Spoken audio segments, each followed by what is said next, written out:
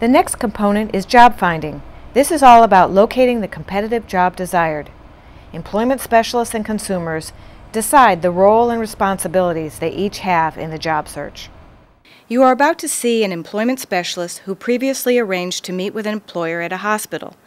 She had told the employer that she was a job developer who was working with someone who may have the skills the employer could use. Watch for how the employment specialist builds on the consumer's strengths and abilities. Jot down each time you hear the employment specialist highlight the consumer's strengths. Hello. Hi, are you Eleanor? Yes, Eleanor Daniel. Angela Barassa, nice to meet you. Why don't you pull up a chair? Okay. So, how's your day going? So far, so good, believe it or not. Believe it or not, for a hospital, right? Exactly. Great. Exactly. Well, first of all, I want to thank you for taking some time because I can see how busy you have been with everybody. Yes, we are. But I wanted to take some time and find out a little bit about what we had spoken on the phone. Apparently, you are hiring for a per diem position. Right. Okay. Could you tell me a little bit more about what it is that... Right now, we have a position in the dish room. Mm-hmm. We're looking like probably 16 hours a week. Okay. Probably a few 4-hour shifts, maybe even an 8-hour shift. Mm-hmm. Does your client have any experience in this, or? Actually, he has... In this video clip, Angela is advocating for a consumer who is willing to disclose he has a disability. Some consumers choose not to disclose that they have a disability. In those situations, the employment specialist cannot contact employers on behalf of specific individuals. Instead, the consumer connects directly with employers. So proud of his work. That's always good to know. Yeah. So, is he like a good team player? Usually. Work with a group? Yes. He actually, the reason I'm here is because he chose this particular hospital to work at. Really? Yes. You know, he actually has volunteered here at the hospital before, several years ago. Oh. And has liked the experience, and he said, if I'm going to try competitive work, it's going to be at this hospital. Oh, and he that's really wonderful. wants to be with people, I think, ideally. He can see himself kind of, you know, serving or... just having some kind of interaction on some level with either some of your patients or even the other coworkers. So I think just in thinking about that, yes, I think a team player attitude is what he possesses. Do you know what he did when he volunteered here? He was in the, let's see if I can pronounce it right, the MDS? MDS department. Right. So he knows this hospital. As a matter of fact, you know, we came here on another day and to just kind of pick up an application. And he knows this place inside and out. He knew where the back staircases were. I mean, because I guess he delivered the supplies to different parts of the hospital. Different areas.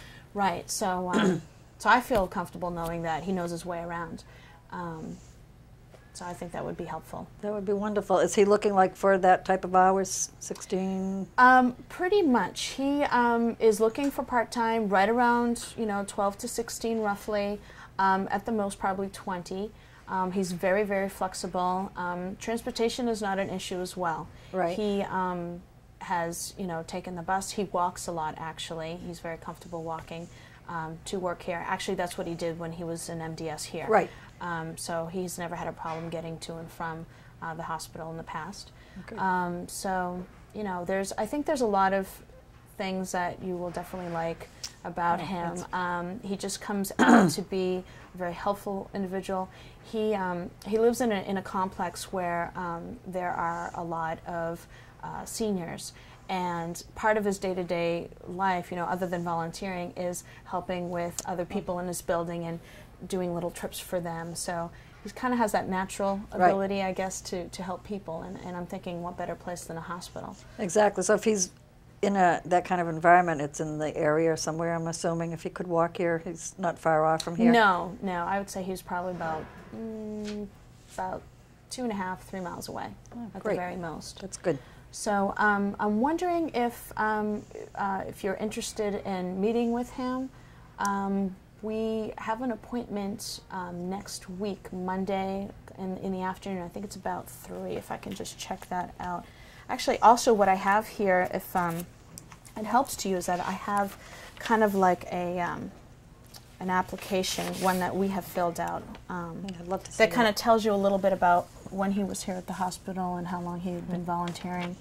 and I believe there's some references in the back as well. Great. So you can look at that. And but I think he'd really like it here, and if you're interested in meeting with him, I think he would love to come and see.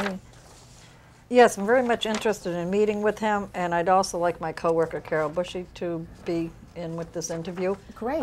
Is she working on Monday afternoon? On Monday afternoon Great. at 3 o'clock is probably a great time. A great time to bring him in. For this to happen. Okay, I could definitely bring him in. I'm thinking maybe going into more detail about the responsibilities of the job, and maybe even a tour. I mean, would that be possible? Absolutely, there would be a tour, and we'd go over the job description, the uniform policy, our different policies, and our expectations, and Great. all of this. Yeah, because I think it would be best just to understand the environment where he'd be in, and usually I'd like to expose that to my clients just so they kind of have a feel of where they will be in while they're working here. Exactly. I mean, granted, he's walked everywhere in the hospital, but sure. he hasn't been in this area as much. So we would give them the tour of, obviously, the kitchen, dish room, stockroom, what have you, and also of the cafeteria, because that is part of our department. Okay. Which we also do, cleaning up from that end also. And so in the job, it's kind of like a variety, from what I understand? Oh, yes, it's not just standing there doing one thing. It's not repetitive. There's many aspects to the job. Okay. I think he likes variety in his work. That's why I asked that. So. Yeah. And he would, be working with different people at different times and get to know a lot more people also. Great. Generally at night it's a younger crew, but I'm sure he would probably enjoy that also. Yeah, most likely. Right. So, great. And he'd have different supervisors probably. We'd take turns closing, and so he would, get to know all of us. Are you thinking more towards the evening is probably the Well, best if it's time? 4-hour shifts he's interested in, it would be evenings. It would be approximately 4 to 8, sometimes 4 to 7:30, depending on what the census in the house is and how busy we are. But we leave here about 7:30, 7:45. Okay. If the younger people want to leave at 7:30, they'll push it. But we could be here as late as 8. It's very rare for anything later than 8 o'clock. It would be the exception. Okay. The weekends, I mean, as far as per diem, I mean, does that mean he'll be getting calls, or we would call him if we suddenly found ourselves with an opening, but he would have the option to either come in or not come in. We don't pressure people like that. We just say the opportunity is here if you'd like to have a few extra hours, but it still would be, we still have that 4-hour shift 7 nights a week. Okay. And weekends, it could be, if he was interested in an 8-hour shift, it could be weekends as early as 6 a.m. in the morning to, 2:30, something like this. Yeah. I have, as far as communication goes, he currently doesn't have an answering machine. He's been telling me he's been wanting to get one. So I think in the meantime, just to kind of get started, if for whatever reason you're having a hard time getting a hold of him, he's typically home in the mornings, so that's when I usually have best success in reaching him, just so you know. That's also, good to know. You can definitely leave me a voicemail if for whatever reason. Here's my card. Oh, thank you very much. Okay. And just so you know, I think he has requested me to come in for any future interviews that might take place. Just so you know, he's independent as far as being at the workplace, and kind of a little bit of what I do is, depending on who I'm working with, they kind of request what kind of supports they might need from me. And in this individual's case, and in Jim's case, he tells me that he thinks he can pretty much get started. He might need a little help with maybe orientation and some initial paperwork or something like that. We would do the first interview in this office, and then we would set up a second interview with the HR department. Which I'm sure you'd like to be involved in that. And then from there, they would be a physical exam, just mostly for motion and what they can lift and this type of thing. TB tests annually. Takes place also. Pretty much that's about it, but we'd be looking forward to meeting him. Oh, that's great. At least I'm glad you mentioned all those things, because at least I can prep him for that and tell him that it sounds like it's quite a process. It doesn't happen It doesn't overnight. happen instantly. Actually, it generally takes 2 to 3 weeks, to tell you the God's honest truth, which makes some people very anxious. I know I was there, and I remember that. But in the long run, once they're in, they're in. Great. I will definitely tell him that. And if for some reason anything changes, he calls me and reschedules or something, I'll definitely give you a call. That's perfectly fine. We can work around. So what exactly is your whole role in this individual placement and support group? It is common for employment specialists to feel nervous when approaching employers about job opportunities, especially when employers ask questions. How would you answer the employer's question? Pause the tape while you answer for yourselves, and then view how the employment specialist answers the question. The individual placement support is a department within a human service agency that I work for. I help people with disabilities get jobs in the community. Right. So a lot of what my role is to help individuals with the entire process from applying for work, searching for work, right through interview and maybe even beginning work, and then supporting them after they've received the job. The only difference is that depending on the individual that I'm working with, parts of that changes. I can say that the client I have in mind for this position is pretty independent. We've kind of worked together in the job search process, right. Okay, and actually looking and applying for jobs. He's asked my assistants to be present during interviews. Right. So that's a little bit of what I do as well. Now I have other people who are very comfortable doing that on their own, and I offer them support outside of all this. But he says to me that filling out applications at times can be difficult. Also, the interview process, he can get a little nervous with that. Right. So that's why I think he'd prefer me to be there from how he explains it.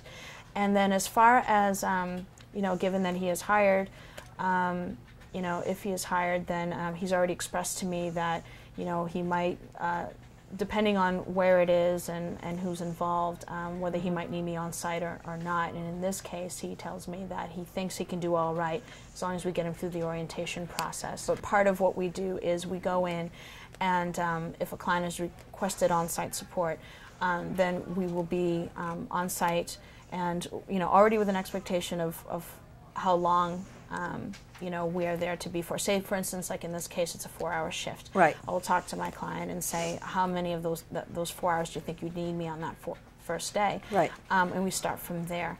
And, you know, he may tell me all 4 hours, or maybe the first half hour, or just to check in on him that right. day. It depends on what he tells me that he might be, whatever he's comfortable with, actually. Right. And then from there, you know, after, say I'm there for like an hour, say he chooses an hour, I will then ask him at the end of that hour, you know, at the next shift, do you think you'll need me there? And we kind of titrate pretty quickly right. From there. So I guess my clients have the understanding that we're there as much as we are needed, but with the understanding that each time we're there, we work it a little bit less, because I'm hoping that they gain more confidence in the process and be more independent.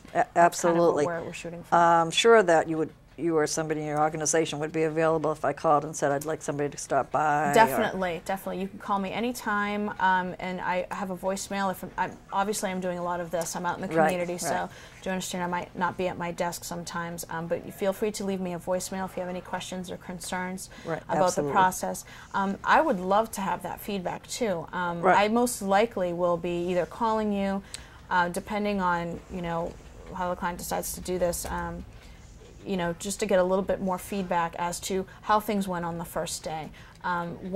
You know, I will not only be asking him what other supports he'll need or what he had difficulties with, but I would right. like a different perspective and right. your perspective as to how things are going. I think between the two, we'll be able to figure something out. Right. Great. Well, thank you for You're everything. welcome. And I will be bringing Jim in, and we'll take Wonderful. it from there. Great. All right. Thank we'll you be here, so and much. We'll be looking forward to meeting you. Yes, same here. Take care.